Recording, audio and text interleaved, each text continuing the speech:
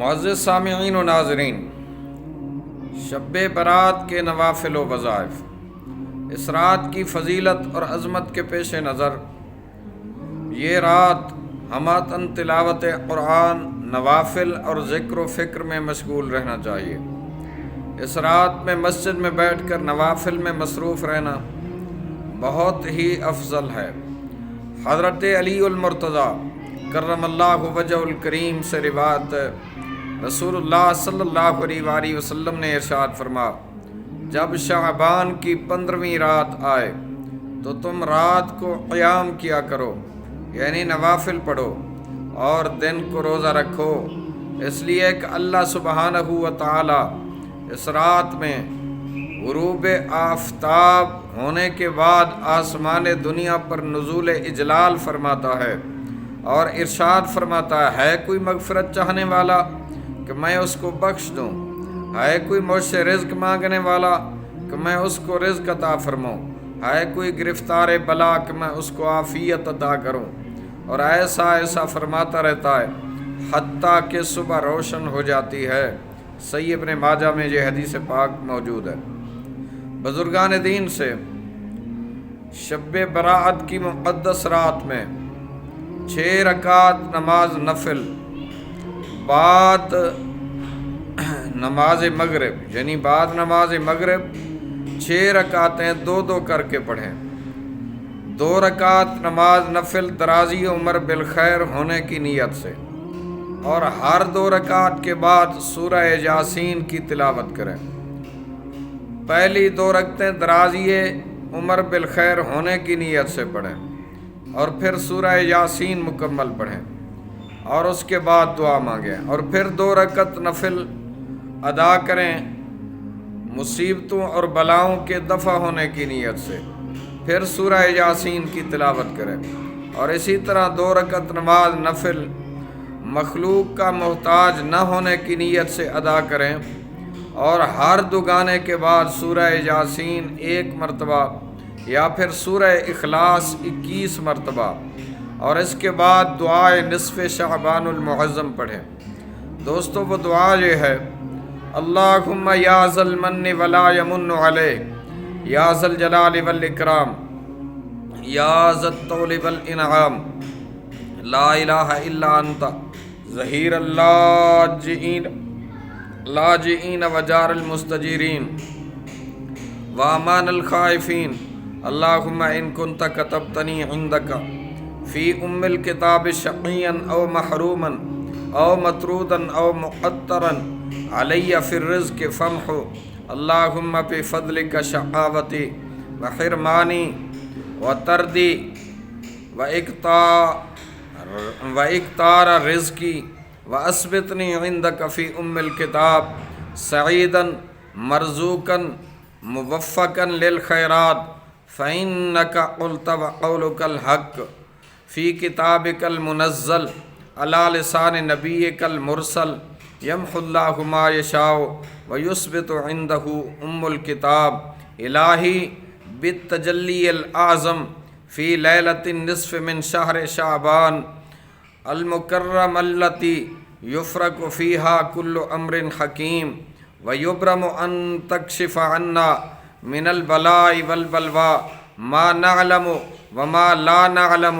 وما انت به اعلم انك انت الاعز الاکرم، وصلی اللہ تعالی علی سیدنا محمد وعلی آلہ واصحابہ وسلم، والحمد للہ رب العالمین۔ انتہائی عظمت اور فضیلت والی رات ہے شب برات۔ اس رات میں ایک نماز پڑھی جاتی ہے جس کو صلاۃ الخیر کا نام دیا گیا ہے۔ سلف صالحین سے یہ نماز منقول ہے، 100 رکھتے ہیں،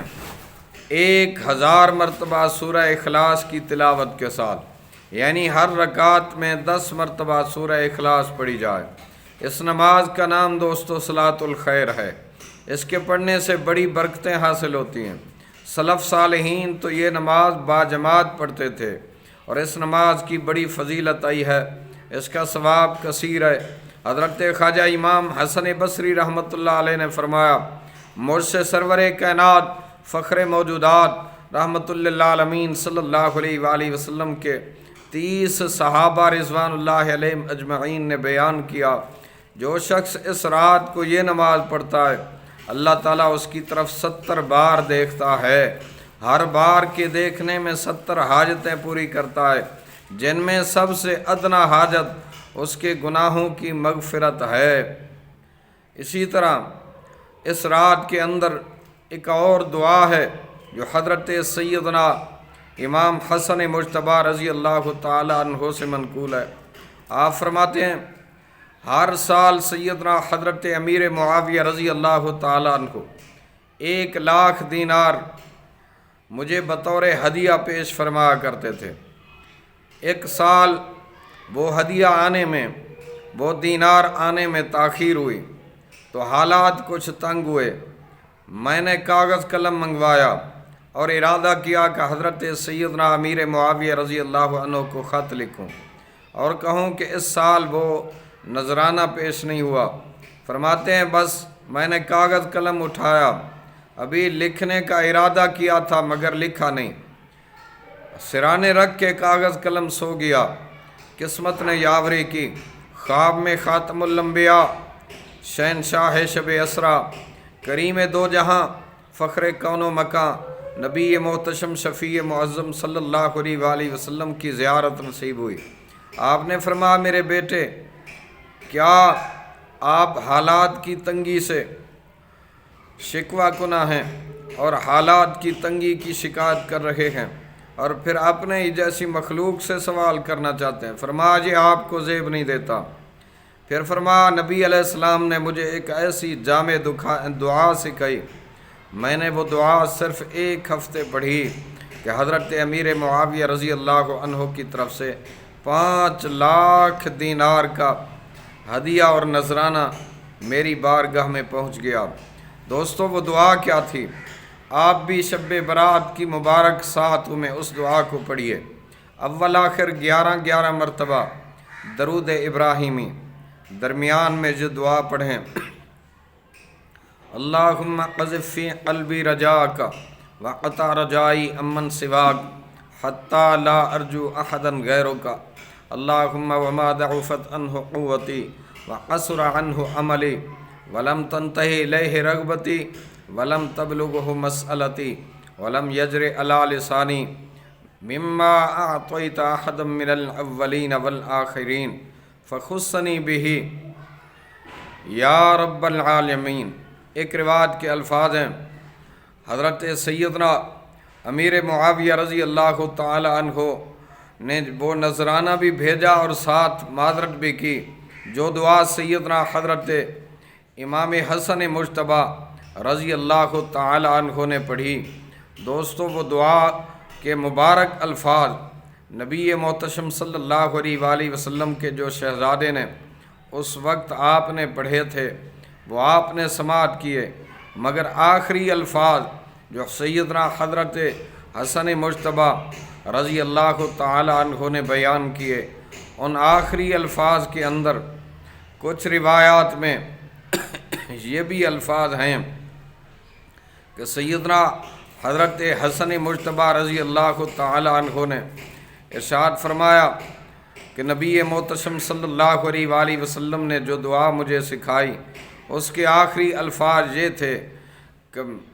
آپ نے فرمایا ولم یجر علی لسانی مما اعطیت احدا من الاولین والآخرین من الیقین فخصنی بہ یا ارحم الراحمین۔ دوستو تاریخ الخلفاء امام جلال الدین سیوطی کی تصنیف، اس میں بھی یہ دعا مذکور ہے۔ یہ دعا پڑھیں کم از کم 25 مرتبہ، اول آخر 11 مرتبہ اس دعا کو پڑھیں۔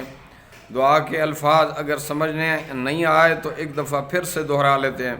اللہم قذف فی قلبی رجاک وقطع رجائی عمن سواک حتی لا ارجو احدا غیرک اللہم وما ضعفت عنہ قوتی وقصر عنہ عملی ولم تنتہی الیہ رغبتی ولم تبلغہ مسئلتی ولم یجر علی لسانی مما اعطیت احدا من الاولین والآخرین من الیقین فخصنی بہ یا رب العالمین۔ ایک روایت میں یہ الفاظ ہیں فخصنی بہ یا ارحم الراحمین، یا ارحم الراحمین، یا ارحم الراحمین۔ یہ دعا بھی پڑھیں، اور اس مبارک رات میں شب برات میں سورہ دخان کی تلاوت کریں کم از کم 7 مرتبہ، اور حسبی اللہ و نعم الوکیل اسے 100 بار پڑھیں یا 1000 بار، یا حی یا قیوم برحمتک استغیث 100 بار پڑھیں یا پھر 1000 بار پڑھیں۔ صلاۃ التسبیح کے نوافل ادا کریں، اور اللہم صلی وسلم وبارک علی سیدنا محمد و آلہ و صحبہ الف الف مرہ اسے 300 بار یا 3000